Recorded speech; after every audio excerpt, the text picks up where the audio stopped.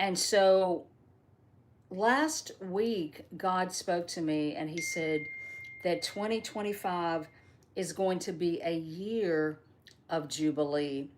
And so then the Lord spoke to me today and said, many people who have been struggling or experienced setbacks in 2024, God is going to level us in 2025 so things can level up. But I know that many other people have experienced challenges, and the Lord is saying that 2025 harvests that have been held up or that are overdue are going to be released.